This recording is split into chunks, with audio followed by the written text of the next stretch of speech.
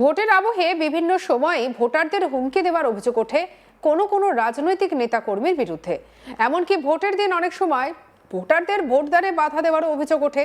তবে এবার যে ভিডিও সামনে উঠে এসেছে সেটি দেখলে চমকে যেতে পারেন।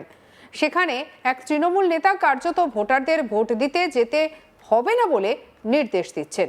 ঘটনাটি মুর্শিদাবাদের। একটি ভাইরাল ভিডিওতে ওই তৃণমূল নেতাকে বলতে শোনা যাচ্ছে, পদ্ম ফুলেও ভোট দেওয়া যাবে না। যদি ভোট গন্ডগোল হয়েছে তাহলে ভোট দিতে যাওয়ার দরকার নেই। বাড়িতে আমি রসগোল্লা ছানা বড়া পাঠিয়ে দেব। আর আমাদেরকে জিতিয়ে যদি কাজ করাতে হয়, প্রত্যেকটা বিষয়ে পাড়ার ছেলে পাড়ার লোক যারা তৃণমূল করে, মানুষের পাশে থাকে 24 ঘন্টা, তাদেরকে ভোট দিতে হবে। এবছর যেন ভোট নষ্ট না হয়। পরিষ্কারভাবে বলে দিচ্ছি, খাতায় এন্ট্রি করা থাকবে কোন বাড়ির কে ভোট দিচ্ছে। আমরা সব মোটামুটি, আমাদের ক্যামেরা থাকবে। এবারে যা ভোট হবে সব লাইভ হবে। কি বলছেন রাজু মণ্ডল, শুনবো। ভোট দেওয়া যাবে না। যদি ভোট গন্ডগোল হয়েছে তাহলে ভোট দেওয়ার দরকার নাই। বাড়িতে আমি রসগোল্লা ছানা বড়া পাঠিয়ে দেবো।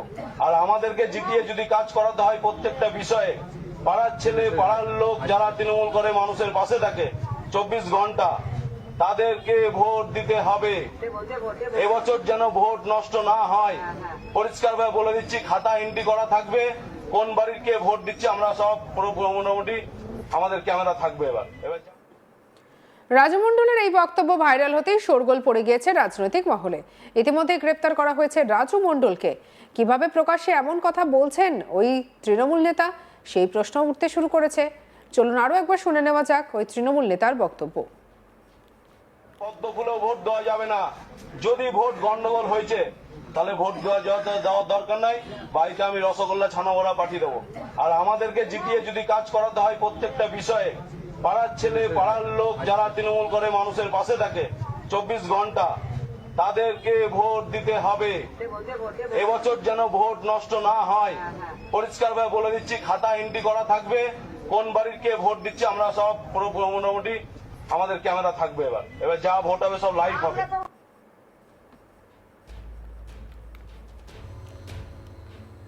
এদিকে মালদার মোথাবাড়ির ঘটনা নিয়ে ইতিমধ্যে তোলপাড় পড়ে গিয়েছে রাজ্য রাজনীতিতে। গ্রেপ্তার হওয়ার ঘটনায় প্রধান অভিযুক্ত মোফাক্কেরুল ইসলাম। তবে মোফাক্কেরুল ইসলামের রাজনৈতিক ব্যাকগ্রাউন্ড নিয়ে ইতিমধ্যে প্রবল চর্চা চলছে। 2021 সালের বিধানসভা নির্বাচনে তিনি অল ইন্ডিয়া মিমের প্রার্থী হয়ে ইটাহার বিধানসভা কেন্দ্র থেকে লড়াই করেছিলেন। এমনকি বৃহস্পতিবার এই ঘটনার জন্য বিজেপির পাশাপাশি কংগ্রেস এবং সিপিএম, এমনকি নাম না করে আসাদুদ্দিন ওয়েসির দল অল ইন্ডিয়া মিমের দিকে আঙুল তুলেছেন তৃণমূল সুপ্রিমো মমতা ব্যানার্জি। শুক্রবার দক্ষিণ দিনাজপুরের হরিরামপুরের এক সভায় মমতা বলেন, মালদার মোথাবাড়িতে যে ঘটনা ঘটেছে, যে করেছে তাকে হাতে নাতে কে ধরেছে জানেন? আমাদের সিআইডি। বাগডোগরা দিয়ে পালাচ্ছিল, মুম্বাই থেকে এসেছিল। মুম্বাইয়ে বিজেপির থেকে ধার করে ওই মিমকে নিয়ে এসেছে আইএসএফ ওদের সঙ্গে। কংগ্রেসকে উস্কানি দিয়েছে আর বিজেপিরও উস্কানি আছে। বিহারে এরাই ভোট কেটে বিজেপিকে জিতিয়েছিল বিজেপির টাকায়। এবারের গোলমাল এরাই করেছে।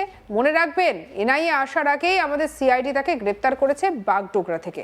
আর এসবের মাঝে এবারে ছবি তুলে ধরে বড় দাবি বিজেপির। রাজ্য বিজেপির সভাপতি শ্রমিক ভট্টাচার্য বলছেন, এখানে যা কিছু হবে সব তৃণমূল কংগ্রেসের নেতৃত্বে হচ্ছে। কি বলেছেন শুনবো। এরপর নির্বাচন কমিশনকে আক্রমণ করার কথা বলছে। নির্বাচন কমিশন অফিসের সামনে কি হচ্ছে সেটা প্রত্যেকের দেখা, এবং যে রাজ্যে আইনজীবীরা বারবার আক্রান্ত হয় সেখানে আবার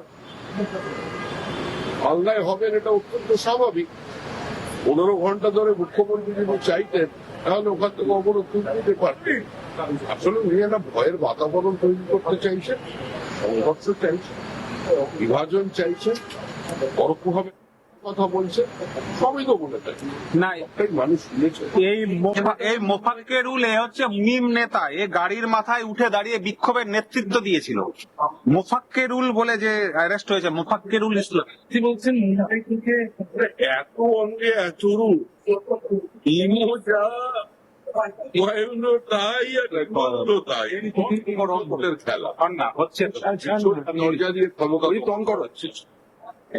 এখানে যা কিছু হচ্ছে সমস্ত তৃণমূল কংগ্রেসের নেতৃত্বে হচ্ছে, কংগ্রেসের অনুমোদনে হচ্ছে। তৃণমূল কংগ্রেসের অনুপ্রেরণায়। সিআরপিএফ এর গাড়িতে করে বাইরে থেকে টাকা আনা হচ্ছে গুজরাট থেকে। ওসব গল্প কথা আর মানুষ বিশ্বাস করবে না। মুখ্যমন্ত্রী হেলিকপ্টারে কি নিয়ে যান? উনি কি বারুইপুরের পেয়ারা নিয়ে গিয়েছিল? এসব যদি কেউ এখন প্রশ্ন করে, হেলিকপ্টার কি নিয়ে যাচ্ছে মুখ্যমন্ত্রী? না, আমি যদি বলি মুখ্যমন্ত্রী ওখানে বারুইপুরের পেয়ারা নিয়ে গিয়েছিল, মুখ্যমন্ত্রী কি বলবে? বলবেন আমি নিয়ে যাই। এইসব আসছে, কিন্তু আর নেয় না মানুষ। তৃণমূল নেই ভাই, তৃণমূল চলে গেছে। বলছি কালকে শুভেন্দু অধিকারীর মনোনয়নকে কেন্দ্র করে যে অশান্তি, তাতে জোড়া মামলা এখন রুজু করলো লালবাজার নির্বাচন কমিশনের অভিযোগের ভিত্তিতে মামলা রুজু হলো। মাইক বাজানোর অনুমতি ছিল না, অনুমতি ছিল বিজেপির, আর বিনা অনুমতিতে সেখানে তৃণমূল কর্মীরা জড়ো হয়েছিলেন। জোড়া মামলা আজকে লালবাজার জোড়া মামলা রুজু করলো। কিছু তো বেআইনি চলেছে, একেই তো গ্রেপ্তার করেছে। মানে মিমি তৃণমূল, তৃণমূলই মি, হুমায়ুনের তৃণমূল, তৃণমূলই হুমায়ুন, সব মিলেমিশে একাকার, একই অঙ্গে এত রূপ। এমনকি এই বিষয়ে বিজেপির ওয়েস্ট বেঙ্গলের সোশ্যাল মিডিয়া পেজে বিভিন্ন ছবিও পোস্ট করা হয়। সেই সমস্ত ছবিও তৃণমূলের কর্মসূচিতে মোফাক্কেরুলের উপস্থিতি লক্ষ্য করা যায়, যদিও সেই সমস্ত ছবির সত্যতা যাচাই করেনি আজ তাক বাংলা।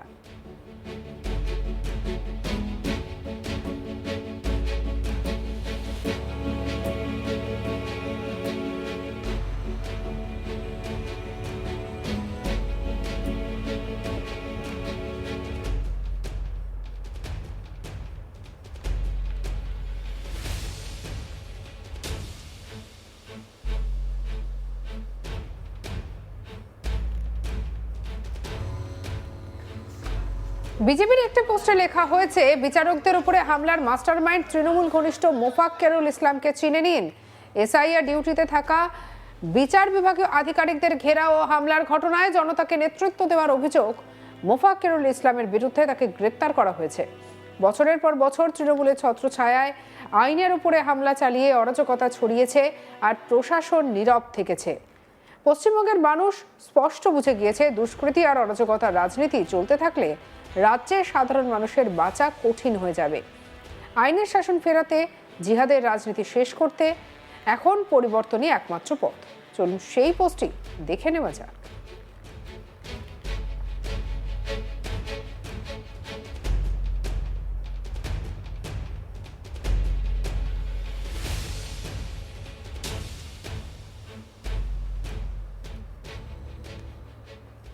সঙ্গে রাখুন আজ তাক বাংলাকে। অন্যান্য খবরের জন্য সাবস্ক্রাইব করতে ভুলবেন না।